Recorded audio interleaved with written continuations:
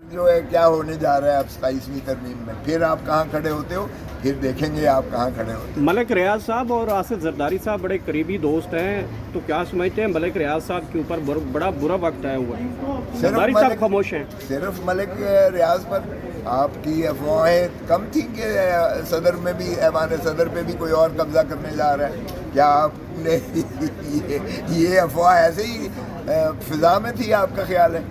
یہ بڑی سنجیدہ موو تھی اور ہے، تو جواب آ گیا نا، امیدوار نہیں ہے 27ویں ترمیم میں ہے، آپ دیکھیں وہ ہوش کے ناخن لیں، کیوں ان کا ساتھ دے رہے ہیں ابھی تک؟ پیپلز پارٹی اس فضائیت کا حصہ بن رہی ہے، یہ تو اس ٹریپ میں جا رہے ہیں جس ٹریپ میں انہی کا بعد میں سر لیا جائے گا۔ کے معاملے پر پیپلز پارٹی اور پی ٹی آئی تو ایک ہی پیج پر ہے۔ نہیں، ملک ریاض دیکھیں ہمارا تو کوئی ایسا ان سے کبھی لینا دینا نہیں تھا، اگر کسی کی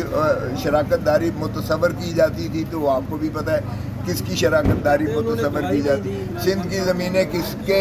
دور میں دی گئی ہیں، ان کا جو ہے بحریہ ٹاؤن جو ہے وہ کیسے بنا کراچی، اور سندھ کا اس میں کیا کیا جو ہے بے ضابطگیاں ہوئیں، وہ سپریم کورٹ نے 460 ارب روپے کا اس پر جو ہے ہرجانہ لگایا، جس کے لیے انہوں نے اکاؤنٹ بھی کھولا، اور وہ 190 ملین پاؤنڈ سیدھا جو ہے ملک ریاض کا وہ اسی فنڈ میں گیا، لیکن وہ سندھ کو نہیں دیا گیا۔ مزے کی بات یہ ہے کہ وہ سندھ کے اس میں جانا تھا، اور وہ قاضی فائز عیسیٰ کے، چونکہ قاضی فائز عیسیٰ ماشاءاللہ جن کے بندے تھے انہی کو سہرا جاتا ہے، وہ اس نے وفاق کو دے دیا، اور اب شہباز شریف اپنے جو ہے اس کے لیے استعمال کر رہا ہے اس فنڈ کو، 190 ملین پاؤنڈ جو 460 ارب کے افزانے میں، جو کہ سندھ کا پیسہ تھا، سندھ کے لیے جو ہے زمین خریدے گئی تھی، اور وہ جو ہے ایک ڈفرینشیل اماؤنٹ تھا جو سپریم کورٹ نے کہا کہ ملک ریاض اور بحریہ ٹاؤن اس کو ادا کرے، اور اس کے لیے ہی اکاؤنٹ کھولا گیا تھا۔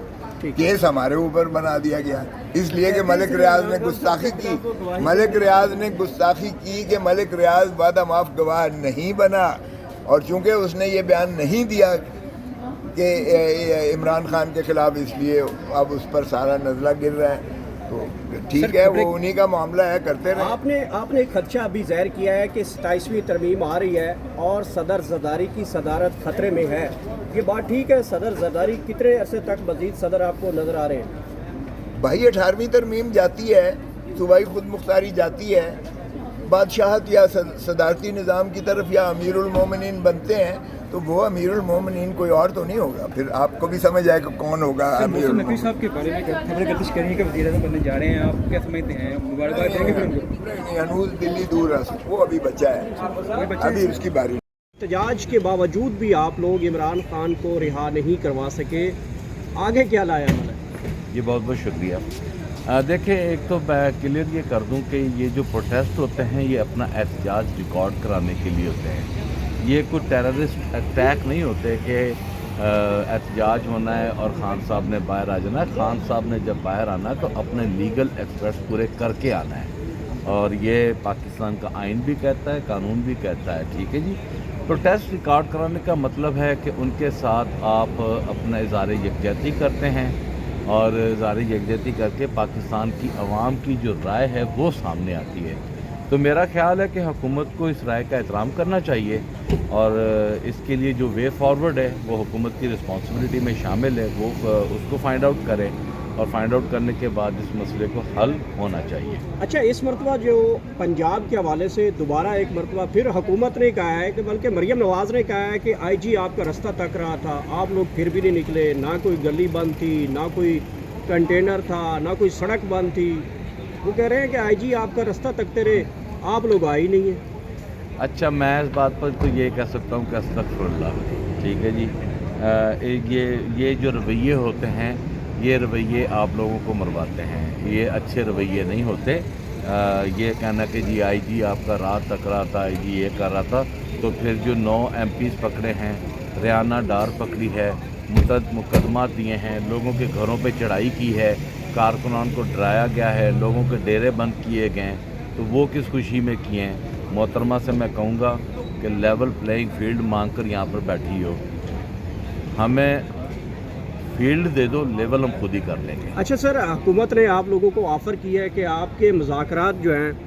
وہ کرواتے ہیں، اور دوسرا یہ کہتے ہیں کہ آپ کے اڈیالہ کا جو آپ کا بڑا درینہ مسئلہ ہے इमरान खान से मुलाकातों का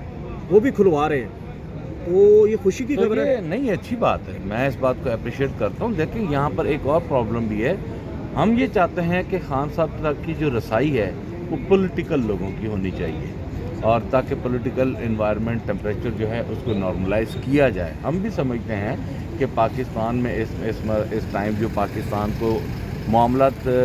फेस करना पड़ रहे हैं, टेररिज्म के हवाले से, इकॉनमी के हवाले से, इंडिया के हवाले से, जंग के हवाले से, तो ये सारी चीज़ें, इनमें जब तक आपकी यूनिटी नहीं होगी तब तक आप इनमें कामयाबी नहीं हासिल कर सकेंगे। तो मैं समझता हूँ कि ये एक अपॉर्चुनिटी अवेल करना कि खान साहब के एतमाद में लेना, खान साहब तक रसाई करना, खान साहब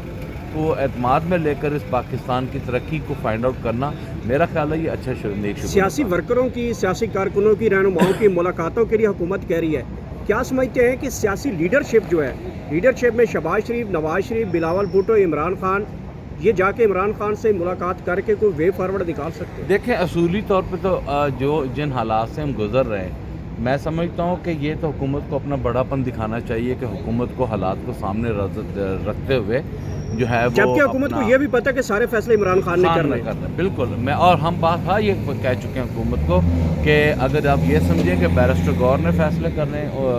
गंडापुर ने फैसले करने, उमर यूसुफ साहब ने करने, नहीं, हम पॉलिटिकल इंगेज कर सकते हैं लेकिन फैसले खान साहब नहीं करने हैं। तो हम तो ये समझते हैं कि मैंने तो उस दिन 2-3 टीवी प्रोग्राम्स में कहा कि हुकूमत को चाहिए लेफ़्ट राइट ना देखें और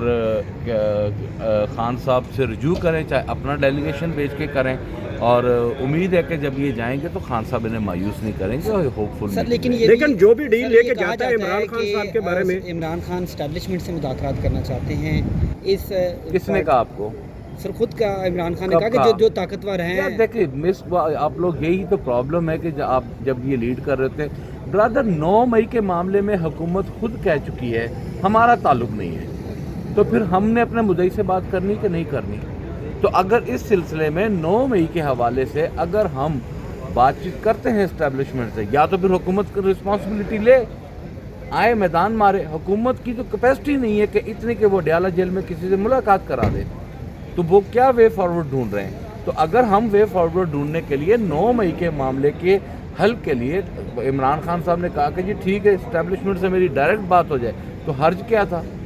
ठीक है जी, और वो नहीं अगर करना चाहते, कहते हैं कि जी नहीं हम नहीं करना चाहते, तो वो फिर इस तरह हुकूमत को चाहिए कि सियासी लेकिन नसार जट साहब, ताकतवर लोगों के माउथ पीस जो है वो ये कह रहे हैं कि आहिस्ता आहिस्ता तहरीक इंसाफ के तमाम लोग नाअहल हो जाएंगे। सर देखें, वो ताकतवर हैं, वो गर्दन काट दें, वो सब कुछ कर दें, तो फिर ठीक है, फिर हाँ इस पार्लियामेंट को लगाए ताला, घर जाए, फिर यहाँ पर जमहूरियत का नाम ना लेकिन नसार जट साहब,